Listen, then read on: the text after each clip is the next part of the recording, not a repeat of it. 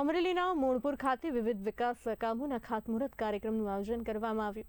આ પ્રસંગે રાજ્યના ઉર્જા મંત્રી કૌશિક વેકરિયા ઉપસ્થિત રહ્યા। કાર્યક્રમ દરમિયાન તેમણે કમોસમી વરસાદ બાદ સરકાર દ્વારા ખેડૂતો માટે લેવામાં આવેલા નિર્ણયોને લઈને વિરોધીઓ પર આકરા પ્રહાર કર્યા હતા। ત્યારે તેમણે શું જણાવ્યું, આવો સાંભળીએ। હમણાં કહેતા હતા 2 વર્ષની અંદર જીતુભાઈ અમરેલી તાલુકાના 2 વર્ષમાં પહેલા આગલા વર્ષનું પેકેજમાં 22,000 કરતા વધારે ખેડૂતના ખાતામાં પૈસા આવ્યા અમરેલી તાલુકાના। આ વર્ષે તમે જે ખેડૂતમાં માટે નિર્ણય કર્યો સરકારમાં 27,000 ખેડૂતના ખાતામાં ફોર્મ ભરીને 15મા દિવસે પૈસા જમા થાય એનું નામ કૃષિ મંત્રી તરીકે જીતુભાઈ વાઘાણીને આપણે અભિનંદન આપવા પડે, કારણ કે પરિસ્થિતિને જોઈ છે। જ્યારે કમોસમી વરસાદ સમગ્ર રાજ્યમાં થતો હતો, પરિસ્થિતિ આલક ડોલક થતી હતી, પણ ત્યારે શું કરે ખબર નથી।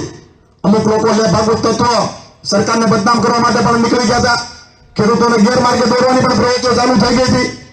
પણ આદરણીય મુખ્યમંત્રી ભૂપેન્દ્રભાઈ પટેલ સાહેબ, નાયબ મુખ્યમંત્રી આદરણીય હર્ષભાઈ સંઘવી સાહેબ અને કૃષિ મંત્રી તરીકે જીતુભાઈ વાઘાણી સાહેબે જે નિર્ણયો કર્યા, સાહેબ સર્વે થાય તો તમને મને બધાને ખબર પડે શું પરિસ્થિતિ થાય આપણી।